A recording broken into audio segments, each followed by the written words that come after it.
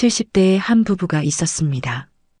평생을 검소하게 살아온 그들에게 어느 날 믿기 힘든 행운이 찾아왔습니다. 복권 12억 당첨. 누가 봐도 인생이 바뀔 거라 생각했죠.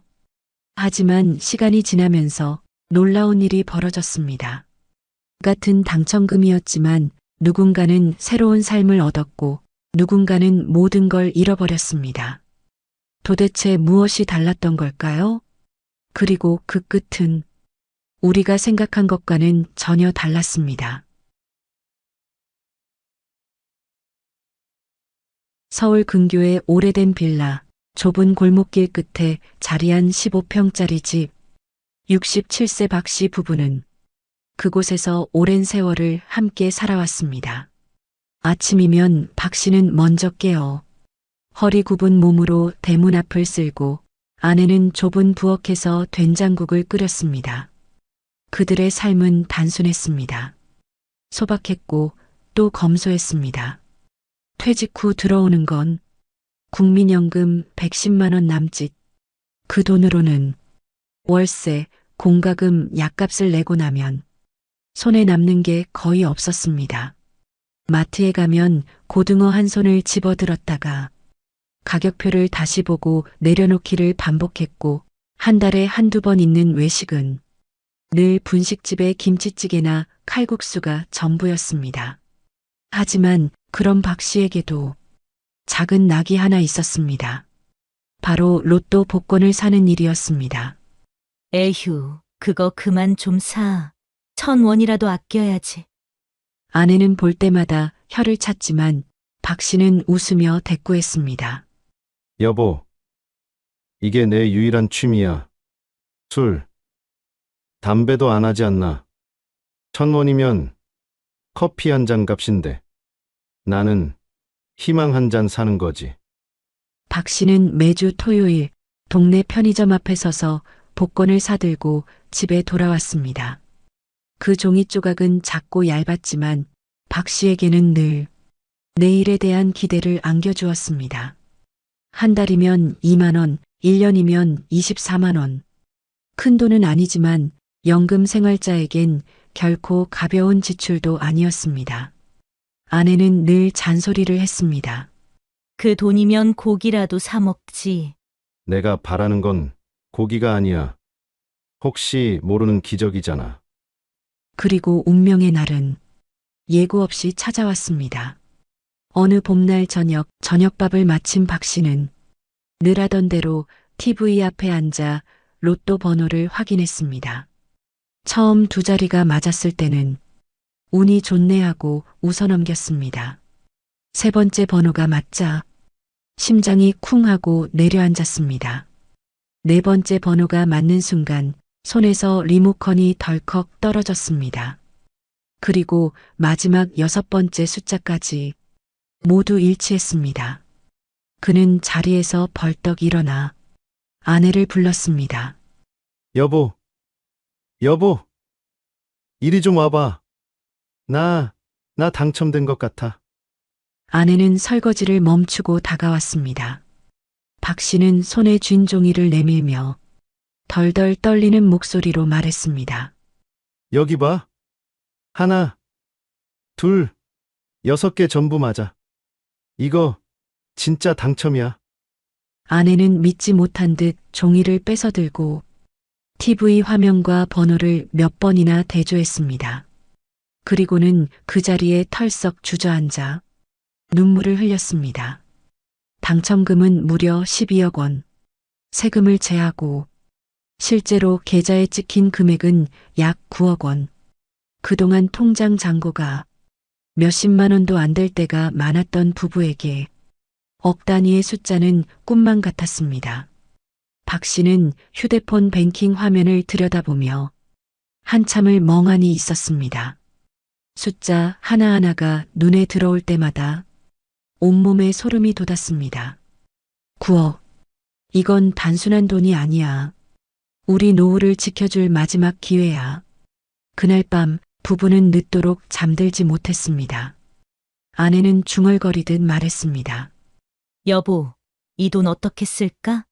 평생 못 해본 일. 하고 싶은 거 다 해볼까? 박 씨는 조용히 고개를 저으며 답했습니다. 아니야.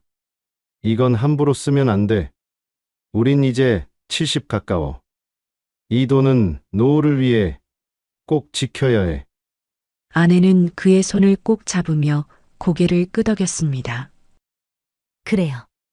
이번만큼은 현명하게 살자. 이 돈이 마지막이니까.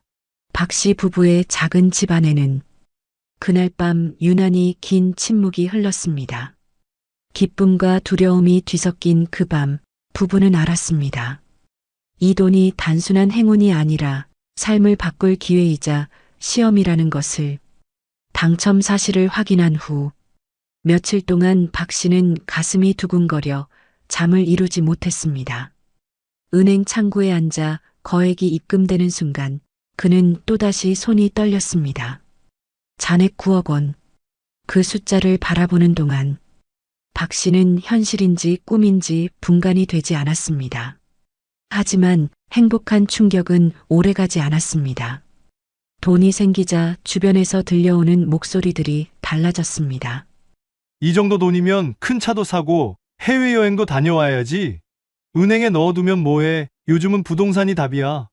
이웃과 친척들의 말은 모두 달콤했지만 박 씨는 곧 깨달았습니다. 무엇보다 중요한 건 지키는 것이라는 사실을.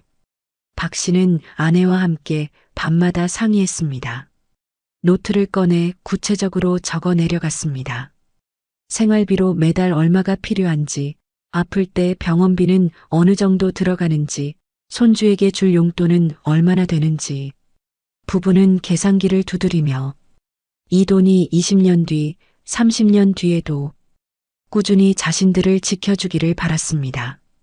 아내가 말했습니다. 여보, 이제라도 우리 노후 집을 하나 마련하자. 세입자 두고 월세 받으면 든든하지 않겠어? 박 씨는 고개를 끄덕였습니다. 그래. 욕심내지 말고 안정적으로 가자. 그들은 결국 서울 근교의 소형 아파트 한 채를 매입했습니다. 매매가는 4억 8천만 원. 그동안 꿈만 꾸던 내 집 마련이었지만 이제는 단순한 집이 아니라 매달 현금이 들어오는 자산이 되었습니다. 곧 세입자가 들어왔고 박 씨의 통장에는 매달 100만 원이 꼬박꼬박 찍혔습니다.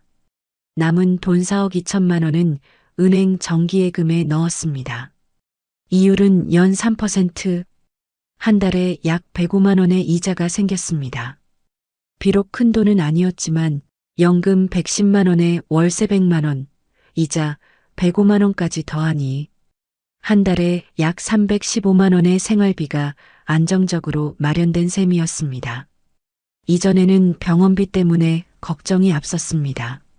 만약 큰 수술이라도 하게 되면 우리 집은 그대로 무너지는구나. 하지만 이제는 달랐습니다. 매달 꾸준히 들어오는 고정 수입 덕분에 불안보다 안심이 먼저 찾아왔습니다. 부부는 소박한 생활을 유지했습니다. 새 차를 사지도 않았고 값비싼 가구나 명품을 들이지도 않았습니다. 그 대신 돈이 돈을 벌어주는 구조를 스스로 만든 것이었습니다. 박 씨는 가끔 아파트 등기부등본을 꺼내 손으로 천천히 짚어보며 스스로에게 말했습니다. 이게 진짜 복권 당첨이지.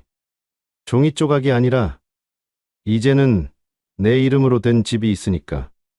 그날 이후 부부의 대화에는 여유가 조금씩 묻어났습니다. 아내는 미소를 지으며 말했습니다. 여보, 이제 우리도 마음 놓고 김치찌개에 고기 좀 넣어 먹자. 박 씨는 웃으며 대답했습니다. 그래. 이제는 아끼는 게 아니라 지혜롭게 쓰는 거야. 박 씨 부부의 일상은 조금씩 그러나 분명하게 달라지기 시작했습니다. 이전에는 연금 110만 원으로만 살 때는 통장에서 돈이 빠져나가는 순간 숨이 막히곤 했습니다.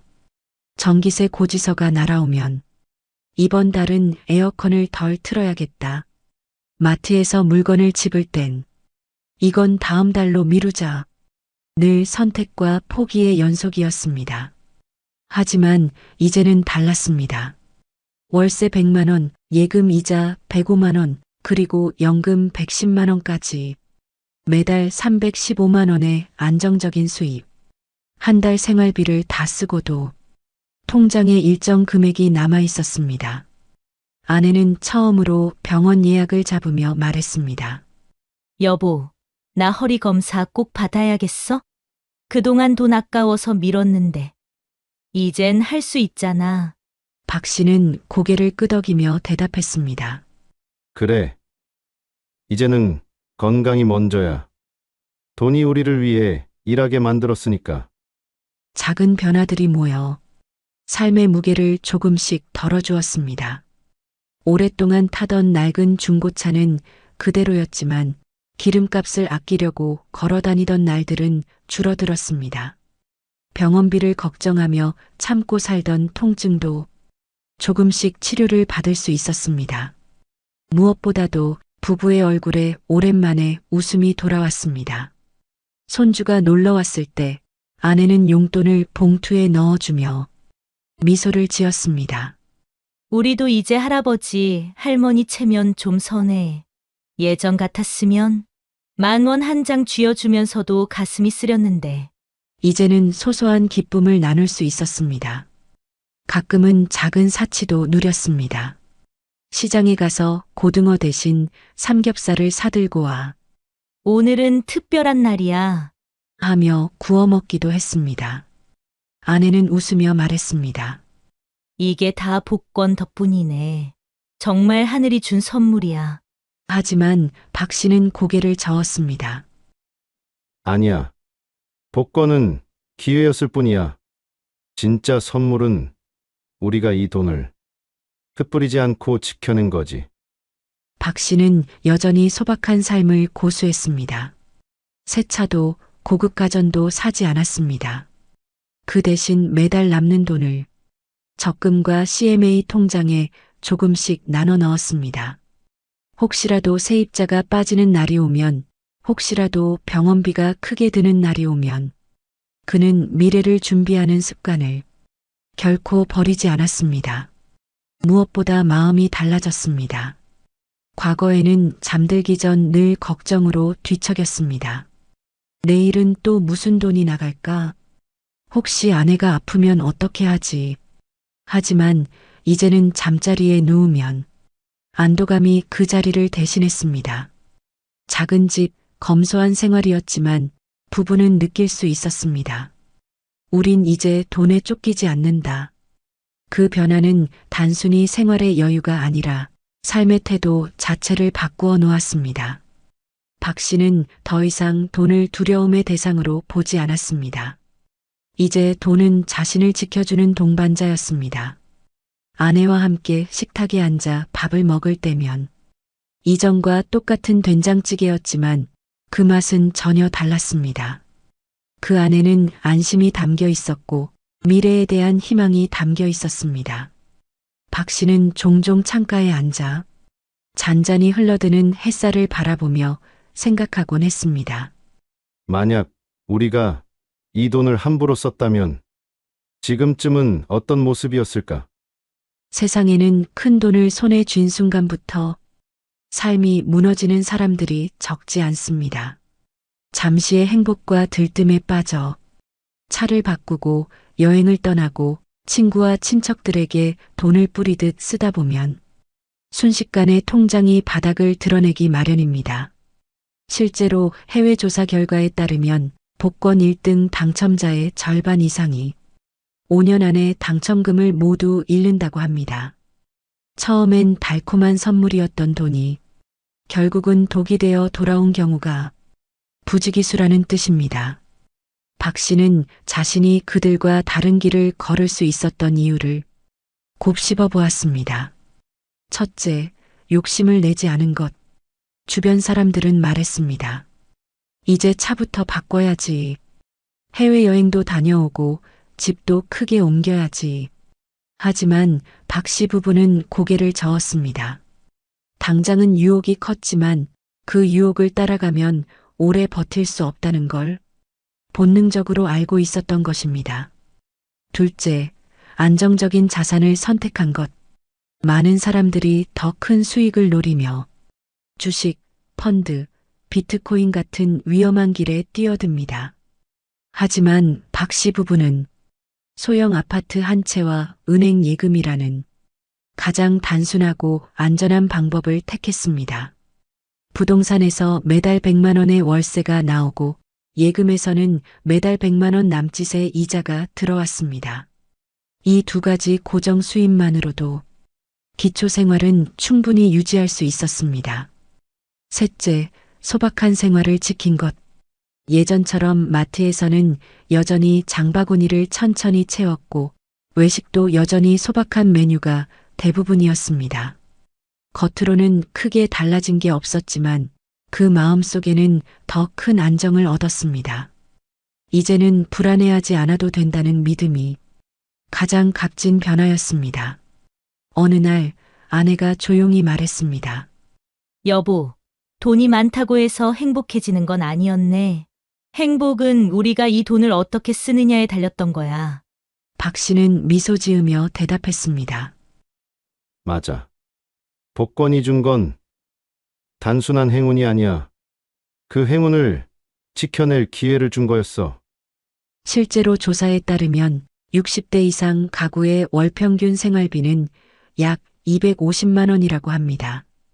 박 씨 부부가 만들어낸 월 수입은 약 315만 원. 평균을 웃돌며 병원비나 예기치 못한 지출에도 대비할 수 있는 수준이었습니다. 특히 연금, 월세, 이자라는 세 갈래의 고정 수입 덕분에 한쪽이 흔들려도 생활 전체가 무너지지 않는 구조가 되었지요. 부부가 느낀 안도감은 단순히 금액 때문이 아니었습니다. 앞으로 버틸 수 있다는 확신, 그리고 무너질 리스크가 줄어들었다는 안정감이 그들의 어깨를 가볍게 만들었습니다. 교훈은 명확했습니다. 큰 돈을 한 번에 쓰지 말 것. 지출보다 꾸준히 들어오는 수입 구조를 만들 것.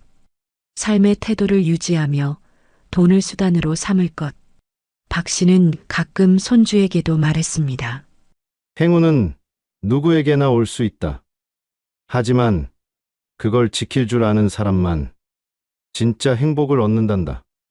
손주는 아직 그 말의 의미를 온전히 이해하지 못했지만 그 목소리 속 진중함은 듣는 이의 마음에 잔잔한 울림을 남겼습니다. 어느 다른 도시, 비슷한 또래의 70대 부부가 있었습니다. 이들 역시 평생을 검소하게 살아왔습니다. 노후 준비는 충분치 않았지만 소박한 밥상과 이웃과의 담소 속에서 그럭저럭 하루하루를 버티며 살고 있었습니다. 그러던 어느 날 이 부부에게도 믿기 어려운 소식이 찾아왔습니다. 복권 번호 6개가 모두 맞아떨어진 것입니다. 여보, 이거 봐. 우리가 됐어. 1등이야, 1등. 순간 부부는 얼싸안고 울었습니다. 당첨금은 무려 12억 원. 세금을 제하고 남은 돈만 약 9억 원. 주변은 축복으로 가득했습니다. 이웃은 말했습니다. 아이고, 이제 팔자 고쳤네. 이제 걱정 끝났지 뭐. 처음 며칠간은 세상이 달라 보였습니다. 오랫동안 타던 15년 된 중고차 대신 반짝이는 새 차를 몰고 다녔습니다. 마트에 가서도 가격표를 보며 망설일 필요가 없었습니다. 먹고 싶은 과일을 바구니에 담고 좋아하던 고기와 해산물도 마음껏 사들릴 수 있었습니다. 부부는 평생 한 번도 가보지 못한 해외여행을 계획했습니다. 비행기 티켓을 예약하며 아내는 설레는 목소리로 말했습니다. 여보, 드디어 우리도 비행기 타본다. 남편은 웃으며 대꾸했습니다. 이게 다 우리 운명이야. 고생 끝, 행복 시작이야. 하지만 그 화려한 변화 속에 알게 모르게 작은 균열이 생겨나고 있었습니다. 돈은 들어오는 게 아니라 빠져나가기 시작했습니다. 세차, 여행, 외식. 한두 번은 괜찮았지만 그게 곧 생활이 되었습니다. 통장에서 수백만 원이 빠져나가도 이제는 두려움이 아닌 익숙함으로 다가왔습니다. 돈이 이렇게 빨리 줄어들 줄 몰랐어. 아내는 불안한 눈빛으로 말했지만 남편은 태연하게 웃었습니다. 괜찮아. 아직 많이 남았잖아. 주변 사람들의 태도도 변했습니다. 평소 연락이 뜸하던 친척들이 찾아와 축하한다는 인사를 건네더니 슬그머니 돈 이야기를 꺼냈습니다. 이웃들은 부러움 섞인 시선을 보냈고 자녀들 역시 속마음을 감추지 않았습니다. 아버지, 저 이번에 사업 자금이 좀 필요해요. 엄마, 생활비가 부족한데 도와주실 수 있죠? 부부는 처음엔 기꺼이 도왔습니다. 이제는 여유가 있으니 나눠줘도 되지. 하지만 그 요구는 점점 커져만 갔습니다. 행운이 시작이었지만 그 속에 불행의 씨앗이 숨어 있었습니다. 부부는 알지 못했습니다. 진짜 시험은 돈을 얻은 순간부터 시작된다는 것을. 이전에는 저녁에 반찬거리를 살 때도 이거는 다음 달에 사자하고 미루기 일쑤였는데 이제는 장바구니에 먹고 싶은 걸 담으면서도 가격표를 제대로 확인하지 않았습니다. 외식의 빈도부터 달라졌습니다. 과거엔 한 달에 한 번 분식집 칼국수가 전부였지만 이제는 일주일에 서너 번씩 식당을 찾았습니다. 평소엔 엄두도 못 내던 한정식집, 예약이 필요한 한우 전문점에도 가봤습니다.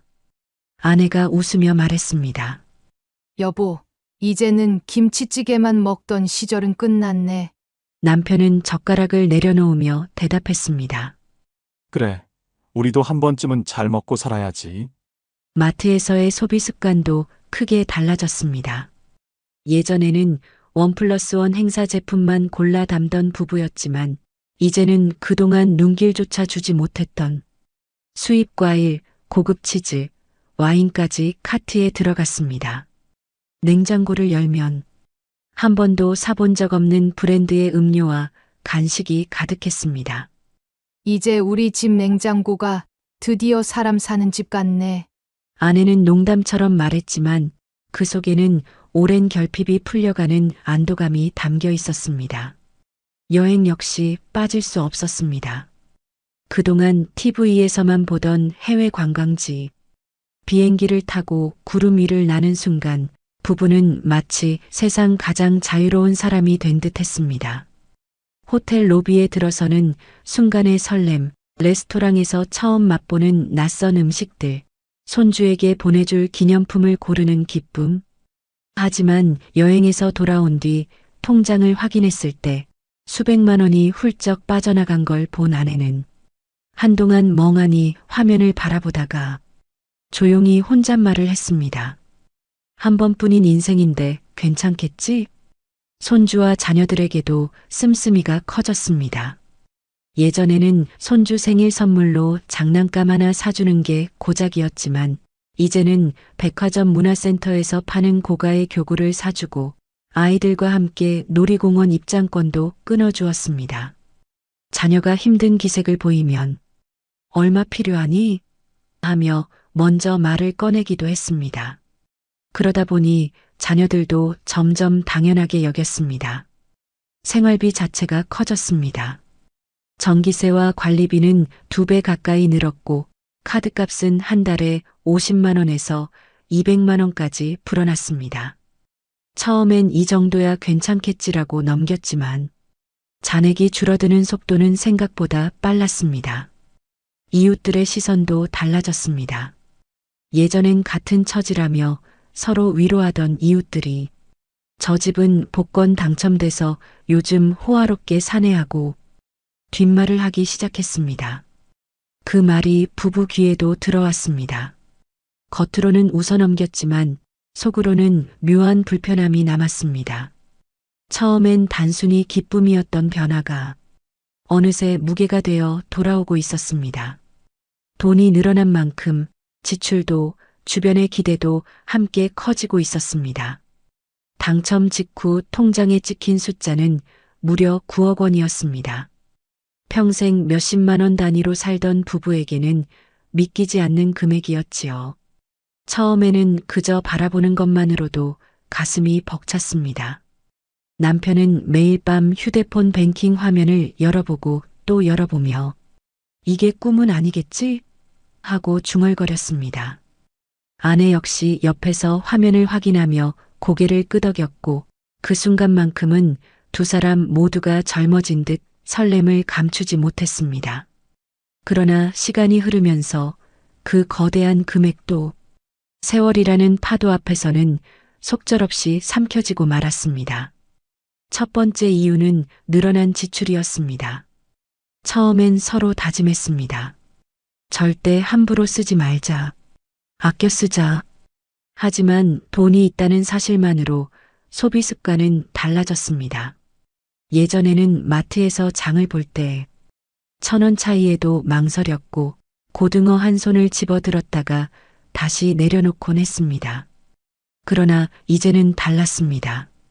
가격표를 보던 습관이 사라지고 먹고 싶은 건 먼저 장바구니에 담았습니다. 한 달 생활비는 150만 원이면 충분했는데 어느새 300만 원, 400만 원까지 불어났습니다. 외식도 달라졌습니다. 과거에는 한 달에 한 번 분식집 칼국수가 전부였지만 이제는 주말마다 근교 맛집을 찾아다녔습니다.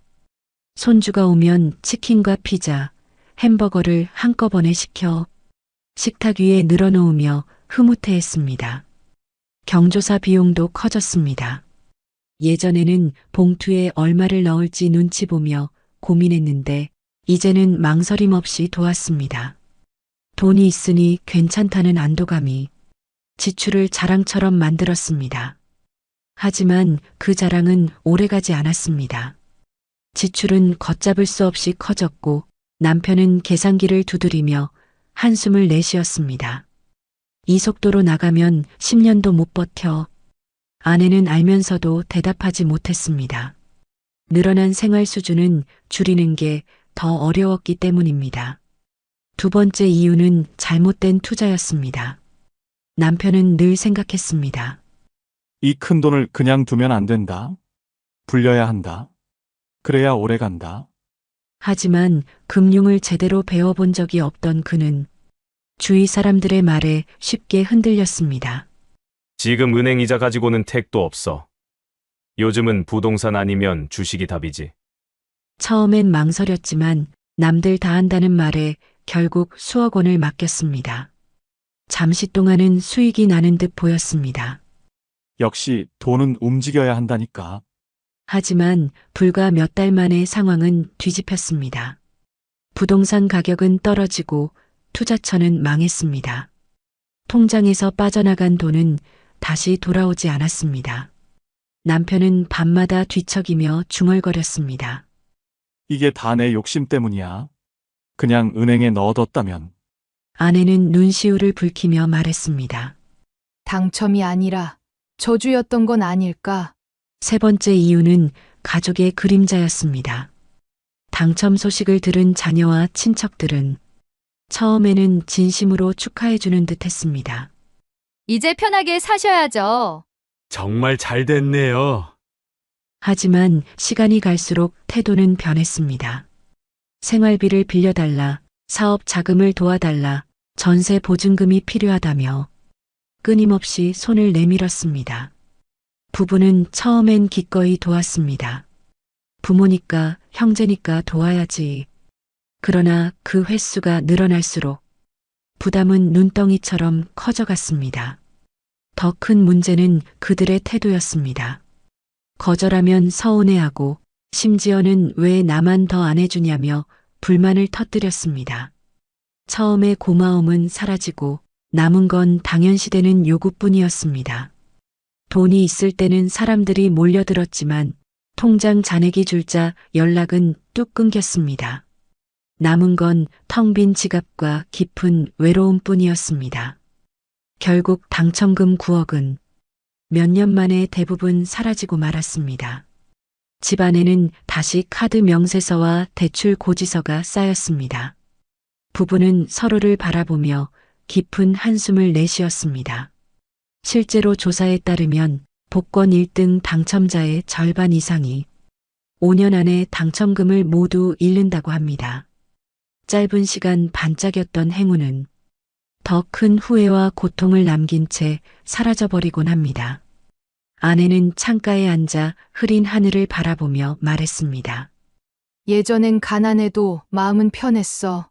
근데 지금은 돈이 사라진 게 아니라 사람이 떠난 게 더 허전해.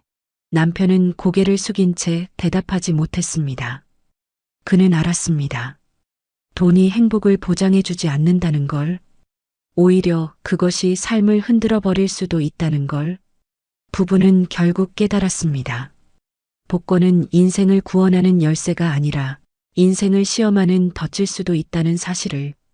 복권 당첨은 누구에게나 달콤한 꿈입니다. 누군가는 그 돈으로 새로운 삶을 시작했고 또 다른 누군가는 불행의 나락으로 떨어졌습니다. 똑같이 12억을 당첨받아 새우 9억을 손에 쥐었지만 왜 결과는 이렇게 달라졌을까요? 차이는 돈이 아니라 태도였습니다. 어떤 이는 욕심을 누르고 삶을 지킬 방법을 고민했습니다. 그 작은 다짐이 인생을 바꾸어 놓았습니다. 그들은 집을 사되 더 큰 욕심을 내지 않았습니다. 내 집 마련이라는 안정된 울타리를 갖추고 그곳에서 나오는 월세와 은행 이자를 국민연금과 합쳐 매달 315만 원으로 살았습니다. 크지 않은 돈이었지만 소박한 일상과 평화를 지켜내기에는 충분했습니다. 반대로 또 다른 이는 달랐습니다. 돈을 지키기보다 불려보려는 욕심이 앞섰습니다. 주변의 말에 휘둘려 무모한 투자에 뛰어들었고 가족의 끝없는 요구를 끊지 못했습니다.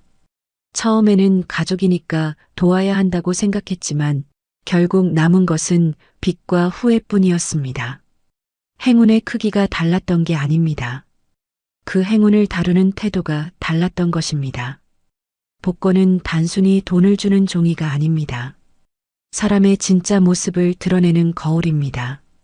검소했던 사람은 더 단단해지고 욕심 많던 사람은 더 위험해집니다.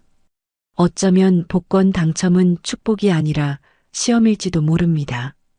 우리는 누구나 한 번쯤 상상합니다. 나도 당첨된다면 걱정 없는 삶이 열리지 않을까? 하지만 오늘 이야기는 말합니다. 그 상상이 늘 행복으로 이어지지는 않는다고. 진짜 복권은 종이가 아닙니다. 오늘을 어떻게 준비하고 살아가느냐, 그것이 우리 인생의 당첨을 좌우합니다. 오늘도 누군가는 작은 희망을 품고 1,000원짜리 복권을 사들고 집으로 돌아갑니다.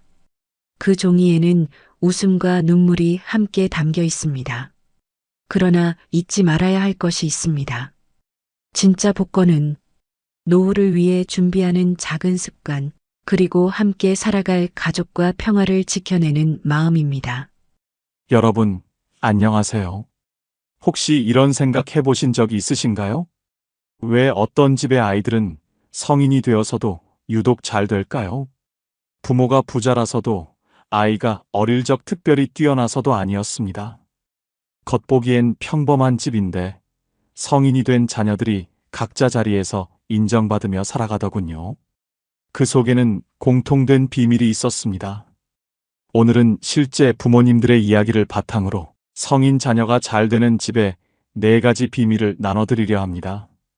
여러분도 오늘 영상 끝까지 보시면 당장 실천할 수 있는 방법을 얻어가실 수 있을 겁니다. 그럼 지금부터 첫 번째 비밀을 함께 살펴보겠습니다. 성인 자녀가 잘 되는 집의 첫 번째 비밀은 바로 대화법이었습니다. 그런데 여기서 중요한 건 이 대화법이 아이가 어릴 때만 적용되는 게 아니라는 점이에요. 자녀가 30대, 40대가 되어서도 똑같이 통하는 방법이었거든요. 많은 부모님들이 착각하시는 부분이 있어요. 우리 애는 이제 다 컸으니까 알아서 할 거야 라고 생각하시는 거죠. 하지만 성인 자녀일수록 부모의 말 한마디가 더 큰 영향을 미칩니다. 먼저 63세 미경 씨 이야기를 들어보세요. 미경 씨 딸 현주 씨는 33세 마케팅 팀장입니다. 몇 달 전 현주 씨가 엄마에게 전화를 걸었어요. 엄마, 요즘 너무 힘들어요. 상사는 계속 트집 잡고 후배들은 말 안 듣고 회사 그만두고 싶어요. 여러분이라면 뭐라고 하셨을까요? 아마 대부분 그냥 참아 또는 요즘 취업이 얼마나 어려운데 이런 말씀하셨을 거예요. 하지만 미경 씨는 달랐습니다. 현주야, 그 상황에서 내가 본 가장 힘든 장면이 뭐였어? 엄마한테 자세히 말해봐. 이렇게 물어보니까 현주 씨가 하나하나 설명하기 시작했어요. 그러자 미경 씨가 또 이렇게 말했습니다. 아, 그런 상황이었구나. 그때 현주가 어떤 생각이 들었을까? 정말 속상했겠다. 여기서 끝이 아니에요. 미경 씨는 마지막에 이런 말을 덧붙였어요. 현주야, 엄마가 봤을 때 넌 충분히 잘하고 있어. 지금 힘든 건 내가 책임감이 강하고 완벽하게 하려고 하기 때문이야. 그런 마음가짐이면 어떤 어려움도 이겨낼 수 있을 거야. 이 대화 이후 현주 씨가 어떻게 변했을까요? 엄마가 제 마음을 정말 이해해 주시니까 마음이 한결 가벼워졌어요. 그리고 문제를 해결할 방법도 차근차근 생각할 수 있게 됐고요. 중요한 건 미경 씨가 딸에게 해답을 제시한 게 아니라 딸이 스스로 답을 찾을 수 있도록 도와줬다는 점입니다. 또 다른 분, 60세 덕순 씨 이야기도 들어보세요. 덕순 씨 아들 상민 씨는 28세인데 직장을 다니면서 야간 대학원을 고민하고 있었어요. 엄마, 저 대학원 가고 싶은데. 근데 나이도 많고 돈도 많이 들고 어떻게 해야 할지 모르겠어요. 일반적인 부모라면 그냥 직장이나 열심히 다녀. 또는 공부는 언제든 할 수 있어. 이런 조언을 했을 거예요. 하지만 덕순 씨는 이렇게 물어봤어요. 상민아, 대학원에서 뭘 배우고 싶은 거야? 그걸 배우고 나면 내가 어떤 사람이 되고 싶어? 상민 씨가 자세히 설명하자 덕순 씨는 계속 들어주었어요. 그리고 중간중간 이런 말을 했습니다. 아, 그런 꿈이 있었구나. 그럼 지금까지 그 꿈을 위해 어떤 준비를 해왔니? 상민 씨가 대답하자 덕순 씨는 마지막에 이런 말을 했습니다. 엄마가 봤을 때 상민이는 정말 성실하고 끈기 있는 아이야. 지금까지 해온 걸 보면 분명 해낼 수 있어. 다만 무리하지는 말고 내 속도에 맞춰서 해봐. 결과는 상민 씨는 자신감을 얻고 대학원에 진학했고 지금은 전문가 과정을 밟고 있다고 해요. 이분들의 대화법에는 3가지 공통점이 있었어요. 왜? 라고 묻지 않고 무슨 생각이었어? 라고 물어봅니다. 왜 그랬니? 는 자녀를 신문하는 느낌이지만 무슨 생각이었어? 는 자녀의 마음을 이해하려는 느낌이거든요. 62세 영자 씨는 이렇게 말씀하셨어요. 왜라는 말은 아이를 방어적으로 만들어요. 하지만 무슨 생각이라고 물으면 아이가 마음을 열고 이야기하더라고요. 다른 사람과 비교하지 않습니다. 다른 사람은 어떻게 하던데 이런 말 대신 내가 지금까지 어떻게 해왔는지 생각해봐라고 말해요. 59세 정자 씨의 경험담입니다. 예전에는 옆집 아이는 이런 말을 자주 했는데 그럴 때마다 우리 애가 위축되더라고요. 그래서 비교하는 말은 아예 안 하기로 했어요. 조언보다는 지지를 먼저 합니다. 문제 해결책을 바로 제시하기보다는 너는 충분히 할 수 있어라는 믿음을 먼저 전달해요. 70세 순희 씨는 이런 말씀을 하셨어요. 아이들은 답을 알고 있어요. 다만 자신감이 없을 뿐이죠. 부모가 해야 할 일은 그 자신감을 북돋아주는 거예요. 이런 대화법을 사용한 부모님들의 자녀들은 어떻게 변했을까요? 67세 말순 씨의 증언을 들어보세요. 우리 딸이 결혼 후에도 고민이 있으면 저한테 먼저 전화해요. 엄마는 내 말을 끝까지 들어주시니까 마음이 정리된다고 하더라고요. 70세 금순 씨도 비슷한 경험을 하셨어요. 아들이 직장에서 승진 기회가 왔을 때 저한테 먼저 상의했어요. 엄마와 대화하면 제가 정말 원하는 게 뭔지 알 수 있어요 라고 하더군요. 여러분, 성인 자녀에게 가장 필요한 건 조언이 아니라 이해입니다. 해답이 아니라 공감이에요. 지시가 아니라 지지입니다. 오늘부터 자녀와 대화할 때 이 세 가지만 기억해 보세요. 왜? 대신 무슨 생각? 비교 대신 인정, 조언 대신 지지. 분명 놀라운 변화를 경험하실 거예요. 자, 이제 성인 자녀가 잘 되는 집의 두 번째 비밀을 말씀드릴게요. 바로 실패를 바라보는 완전히 다른 관점이었습니다. 대부분의 부모님들은 자녀가 실패하면 어떻게 반응하시나요? 괜찮다, 다음에 잘하면 되라고 위로하시거나 왜 그런 실수를 했니? 라고 걱정하시죠. 하지만 성인 자녀를 잘 키운 부모님들은 달랐어요. 실패를 데이터로 보셨던 겁니다. 감정적으로 접근하지 않고 분석적으로 접근하셨어요. 56세 은숙 씨 이야기부터 들어보세요. 은숙 씨 아들 준호 씨는 29세에 공무원 시험에 도전했어요. 2년 동안 준비했는데 아깝게 떨어졌습니다. 준호 씨가 엄마에게 전화를 걸었어요. 엄마, 저 또 떨어졌어요. 이제 정말 포기해야 할 것 같아요. 일반적인 부모라면 괜찮다, 다시 도전해봐, 또는 이제 그만하고 다른 일 찾아봐라고 했을 거예요. 하지만 은숙 씨는 전혀 다른 반응을 보였습니다. 준호야, 이번에 뭐가 아쉬웠는지 차근차근 분석해보자. 엄마가 들어볼게. 그리고 이어서 세 가지를 차근차근 물어봤어요.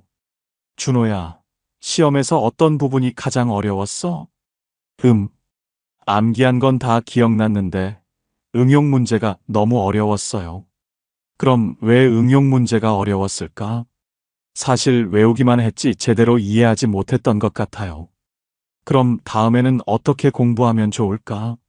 이해를 먼저 하고 그 다음에 암기를 해야겠어요.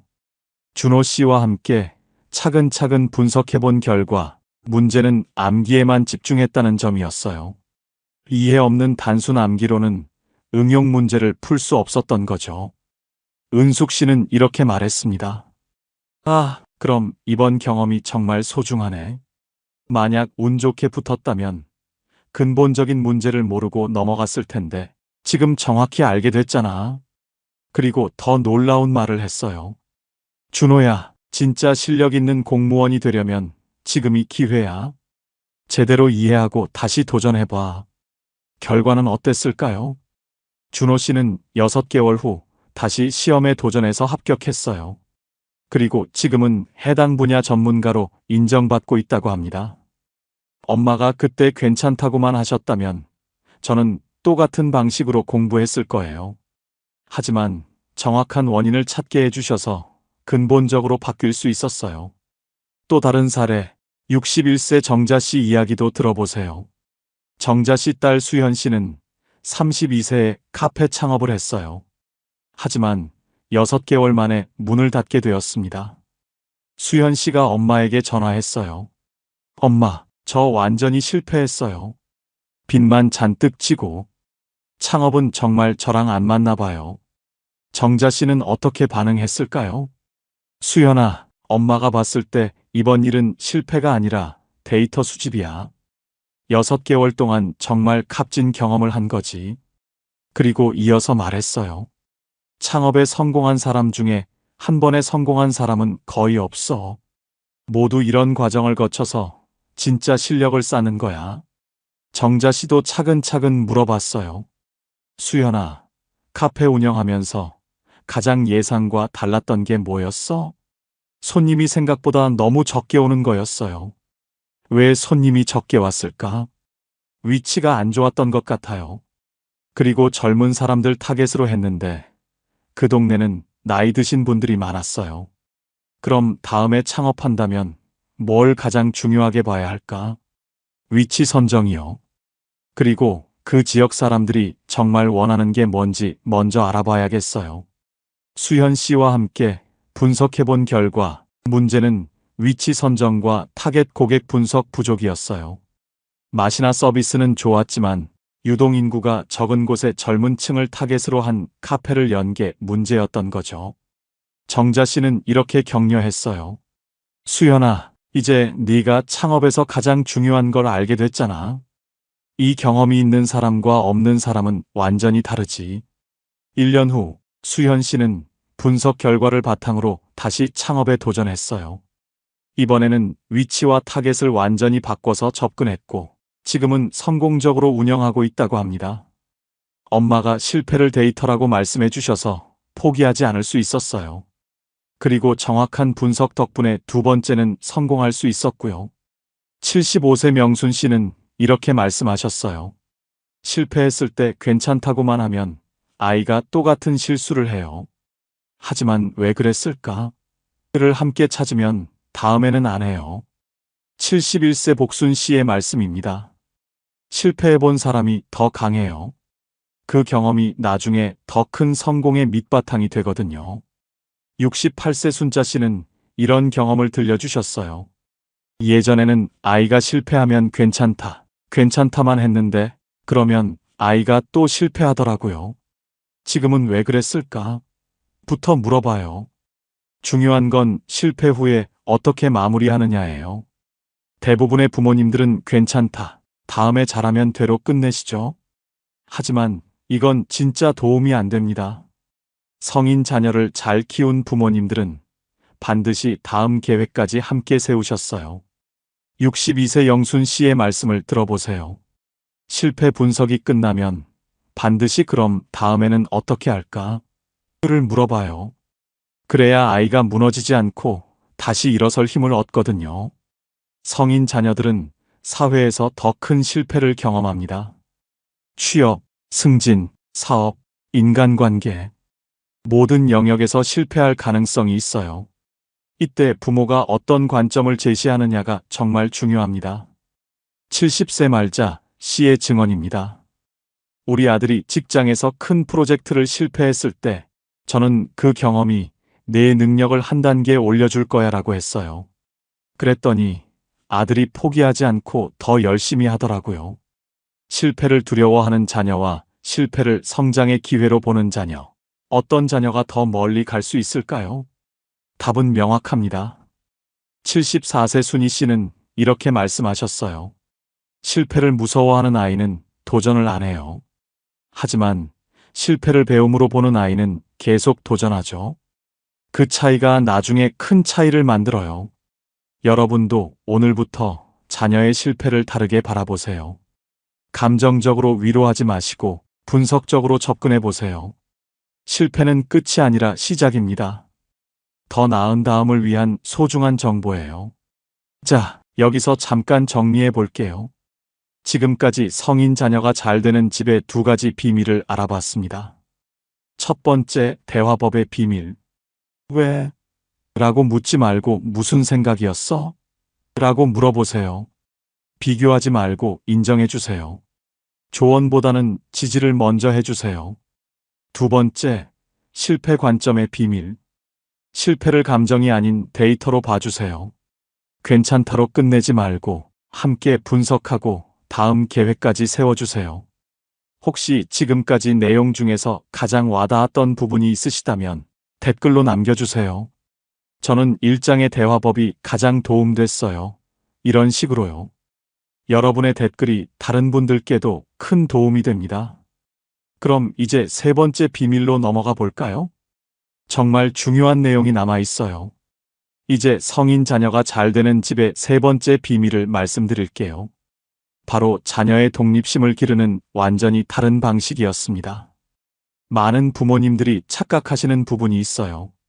우리 애는 이제 성인이니까 알아서 독립적으로 살 거야 라고 생각하시는 거죠. 하지만 독립심은 저절로 생기는 게 아닙니다. 부모가 의도적으로 만들어줘야 해요. 그런데 여기서 중요한 건 독립심을 기른다는 것이 혼자 내버려 둔다는 뜻이 아니라는 점입니다. 부모가 해줄 일을 줄이고 자녀가 해볼 일을 늘리는 것이에요. 64세 인순 씨 이야기부터 들어보세요. 인순 씨 딸 미영 씨는 31세에 결혼을 앞두고 있었어요. 주변 친구들을 보니 부모님이 웨딩홀부터 드레스까지 모든 걸 알아봐 주시더라고요. 미영 씨도 엄마에게 말했어요. 엄마, 결혼 준비가 너무 복잡해요. 어디서부터 시작해야 할지 모르겠어요. 일반적인 부모라면 엄마가 다 알아볼게 또는 엄마 친구가 웨딩 플래너 소개해 줄게라고 했을 거예요. 하지만 인순 씨는 달랐습니다. 미영아, 결혼은 내 인생에서 정말 중요한 일이잖아. 내가 직접 알아보고 선택해야 나중에 후회 안 할 거야. 그리고 이어서 말했어요. 엄마는 내가 혼자 할 수 있다고 믿어. 어려운 일이 생기면 언제든 물어봐. 하지만 결정은 내가 해야 해. 처음에 미영 씨는 당황했어요. 다른 집 엄마들은 다 해주는데 우리 엄마만 안 해주니까요. 하지만 결과는 놀라웠습니다. 미영 씨는 웨딩 관련 사이트를 직접 찾아보고 여러 업체를 비교하고 예산을 계획하며 체계적으로 준비했어요. 6개월 후 미영 씨는 자신이 원하는 스타일의 완벽한 결혼식을 올렸습니다. 처음에는 엄마가 왜 안 도와주시나 싶었는데 지금 보니 정말 감사해요. 제가 직접 준비한 결혼식이라 더 의미 있고 무엇보다 이 과정에서 제가 뭐든 할 수 있다는 자신감을 얻었어요. 더 놀라운 건 그 이후예요. 미영 씨는 신혼집 구하기, 이사 준비, 새 직장 찾기까지 모든 걸 스스로 해결했어요. 결혼 준비를 혼자 해보니까 세상에 제가 못할 일이 없다는 생각이 들어요. 또 다른 사례, 64세 옥분 씨 이야기도 들어보세요. 옥분 씨 아들 재민 씨는 34세 회사원이었는데 직장에서 스트레스를 많이 받고 있었어요. 재민 씨가 엄마에게 상담했어요. 엄마, 회사가 너무 힘들어요. 이직을 할까 말까 고민되는데 엄마는 어떻게 생각하세요? 일반적인 부모라면 요즘 취업이 어려운데 그냥 버텨봐 또는 스트레스 받으면서 일할 필요 없어라고 조언했을 거예요. 하지만 옥분 씨는 다르게 접근했어요. 재민아, 이건 내 인생에서 정말 중요한 결정이야. 엄마가 대신 결정해주면 나중에 후회할 수도 있어. 내가 직접 정보를 찾아보고 판단해봐. 그리고 구체적인 방법을 제시했어요. 지금 회사에서 좋은 점과 나쁜 점을 정리해봐. 그리고 이직했을 때의 장단점도 써봐. 시장 상황도 알아보고 내가 원하는 회사가 정말 있는지도 확인해봐. 재민 씨는 처음에는 귀찮아했어요. 엄마가 그냥 조언해 주시면 되는데. 하지만 옥분 씨는 흔들리지 않았어요. 재민아, 엄마는 내가 충분히 현명한 판단을 할 수 있다고 믿어. 스스로 결정한 일이어야 끝까지 책임질 수 있어. 결국 재민 씨는 3개월에 걸쳐 철저히 조사했어요. 현재 직장의 문제점, 시장 상황, 자신의 경력과 실력, 이직 가능한 회사들까지 모든 걸 분석했어요. 그 결과 재민 씨는 이직하기로 결정했고 6개월 후 더 좋은 조건의 회사로 옮겼습니다. 엄마가 그때 대신 결정해 주셨다면 저는 평생 의존적인 사람이 됐을 거예요. 하지만 스스로 분석하고 결정해 보니 어떤 문제든 해결할 수 있다는 자신감이 생겼어요. 75세 금순 씨는 이렇게 말씀하셨어요. 사랑한다고 해서 다 해주면 아이가 약해져요. 힘들어도 스스로 하게 놔둬야 강해집니다. 69세 점순 씨의 경험담입니다. 아이가 어떻게 해야 해요? 라고 물으면 이렇게 알아보면 되라고 방법만 알려줘요. 절대 이렇게 해라고 답을 주지 않아요. 왜 성인 자녀에게 독립심이 이렇게 중요할까요? 사회생활에서 스스로 문제를 해결해야 하기 때문입니다. 직장에서는 부모가 대신 해줄 수 없어요. 결혼 생활에서도 독립적인 사람이어야 합니다. 배우자에게만 의존하는 사람은 좋은 관계를 만들 수 없어요. 부모가 나이 들어서도 자녀가 혼자 살 수 있어야 합니다. 68세 순자 씨의 깨달음을 들어보세요.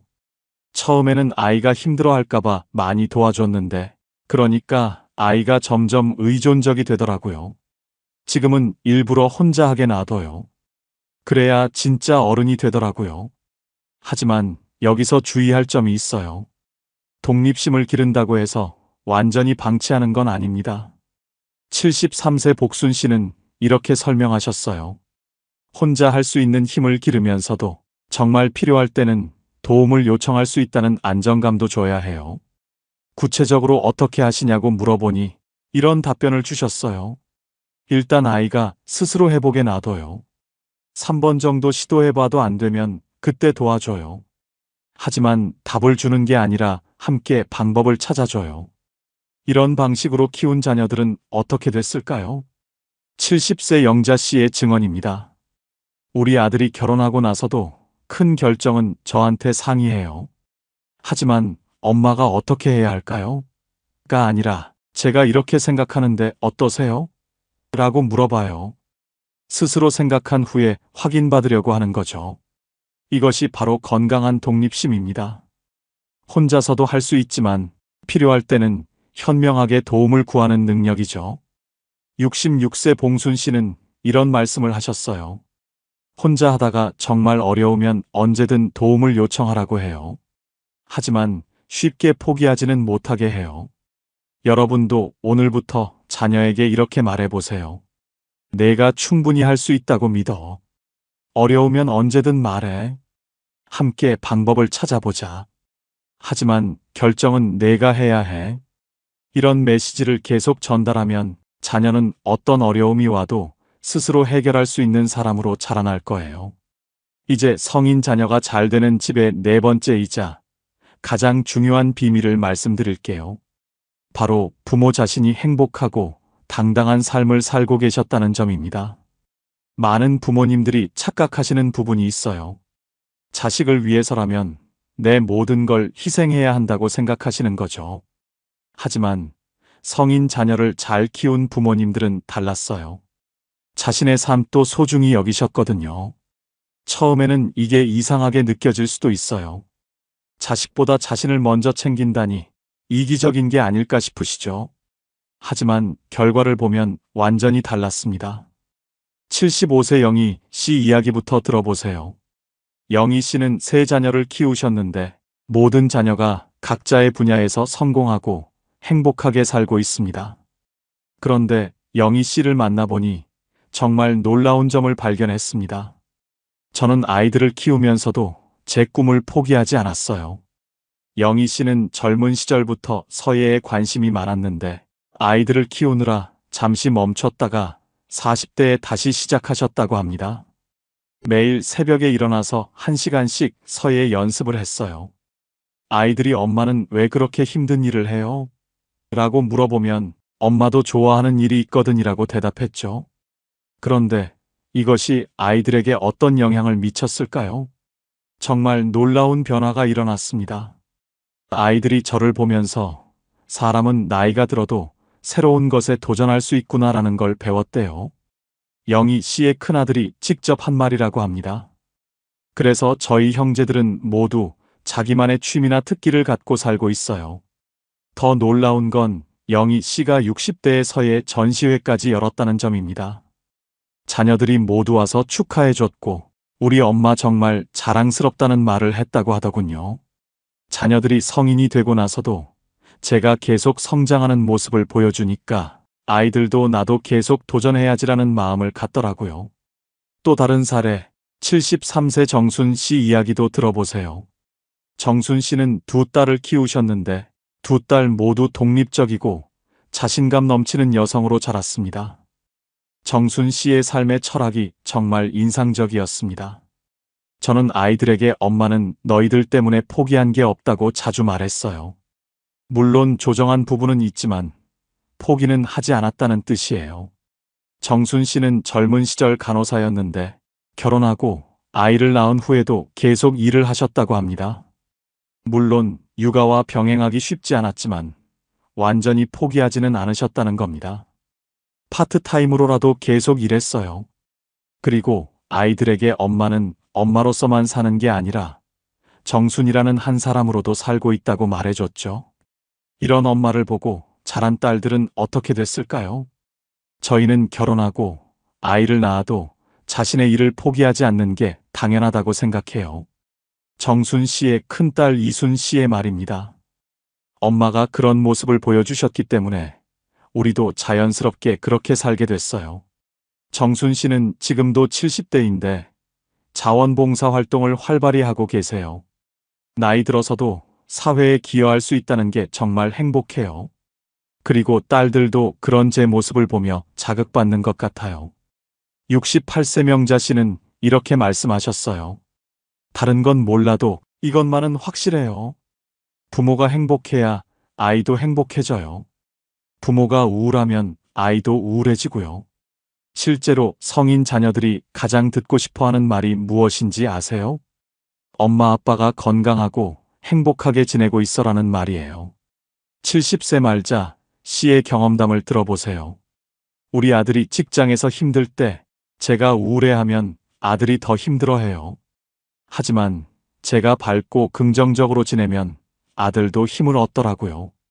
65세 순자 씨도 비슷한 경험을 하셨어요. 딸이 육아로 힘들어할 때 제가 엄마도 요즘 새로운 걸 배우고 있어서 재미있어라고 하면 딸이 엄마처럼 저도 힘내야겠어요 라고 하더라고요. 72세 경자 씨는 자신만의 시간을 갖는 것이 얼마나 중요한지 깨달으셨어요. 아이들이 학교에 간 시간에는 온전히 제 시간이었어요. 독서도 하고 운동도 하고 친구들과의 만남도 가졌죠. 그리고 이어서 말씀하셨어요. 아이들이 집에 오면 온전히 아이들과 시간을 보냈어요. 그때만큼은 제 일은 잠시 미뤘죠. 하지만 제 시간도 똑같이 소중하게 여겼어요. 69세 복자 씨는 계속해서 새로운 도전을 하셨어요. 50대에 컴퓨터를 배우고 60대에는 영어 회화를 시작했어요. 아이들이 엄마는 정말 대단해라고 하더라고요. 그 결과 어떻게 됐을까요? 아이들도 나이 들어서 새로운 걸 배우는 걸 두려워하지 않아요. 엄마도 그 나이에 배우셨는데 우리야 얼마든지 할 수 있지라고 생각하더라고요. 71세 미자 씨는 자신의 감정을 솔직하게 표현하는 것도 중요하다고 깨달으셨어요.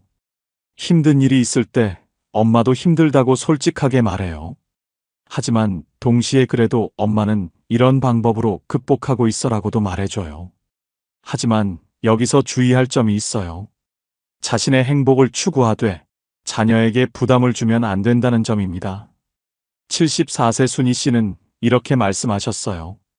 저는 아들에게 절대 너 때문에 내가 이렇게 산다는 말을 하지 않았어요. 대신 엄마는 엄마 나름대로 행복하게 살고 있다는 메시지를 전해주려고 했죠. 구체적으로 어떤 방식이었는지 물어보니 이런 설명을 해주셨습니다. 아들이 엄마 오늘은 어디 가세요? 라고 물으면 엄마도 친구들이랑 재미있는 일이 있어라고 대답했어요. 절대 너 때문에 못 간다거나 너 챙기느라 바쁘다는 말은 안 했죠. 정말 놀라운 건 이런 부모님들은 나이가 들어서도 계속 성장하고 계신다는 점이에요. 68세 순자 씨는 최근에 요가를 시작하셨다고 해요. 딸이 엄마 요즘 너무 활기차 보여요 라고 하더라고요. 그래서 딸도 새로운 취미를 시작했대요. 72세 영순 씨는 스마트폰으로 사진 찍는 법을 배우고 계세요. 손자들한테 예쁜 사진을 보내주고 싶어서요. 아들이 엄마가 이렇게 젊은 마음을 갖고 계시니까 저도 더 열심히 살게 돼요 라고 하더군요. 70세 금자 씨는 온라인 쇼핑몰까지 배우셨어요. 처음에는 어려웠는데 막상 해보니까 정말 재미있더라고요. 딸이 엄마가 저보다 더 트렌디해요 라고 농담하더군요. 여러분, 자녀를 사랑하는 최고의 방법이 무엇인지 아세요? 바로 부모인 여러분 자신이 행복하게 사는 것입니다. 부모가 행복해야 자녀도 행복해집니다. 부모가 성장하는 모습을 보여줘야 자녀도 계속 성장하려고 해요. 부모가 자신의 삶을 소중히 여겨야 자녀도 자신의 삶을 당당하게 살아갑니다. 오늘부터 이렇게 생각해 보세요. 내가 행복해야 우리 아이도 행복하다. 내가 성장해야 우리 아이도 성장한다. 내 삶이 소중해야 아이도 자기 삶을 소중히 여긴다. 여러분의 행복한 삶이 바로 자녀에게 주는 최고의 선물입니다. 오늘 함께 살펴본 성인 자녀가 잘 되는 집의 4가지 비밀 어떠셨나요? 정리해 볼게요. 첫 번째, 대화법의 비밀. 왜? 라고 묻지 말고 무슨 생각이었어? 라고 물어보세요. 조언보다는 지지를 먼저 해주세요. 두 번째, 실패 관점의 비밀. 실패를 감정이 아닌 데이터로 봐주세요. 함께 분석하고 다음 계획까지 세워주세요. 세 번째, 독립심의 비밀. 자녀가 스스로 할 수 있다고 믿어주세요. 어려울 때는 방법을 알려주되 답은 주지 마세요. 네 번째, 부모 자신의 행복. 여러분이 행복해야 자녀도 행복합니다. 계속 성장하는 모습을 보여주세요. 이 네 가지만 기억하셔도 분명 달라질 거예요. 댓글에 지금 당장 바꾸고 싶은 한 가지를 남겨주세요. 여러분의 댓글이 다른 분들께도 큰 힘이 됩니다. 구독과 좋아요도 잊지 마시고요. 더 많은 분들께 이런 따뜻한 이야기를 전할 수 있도록 도와주세요. 오늘도 수고 많으셨습니다. 여러분의 하루하루가 따뜻하고 행복하길 바랍니다.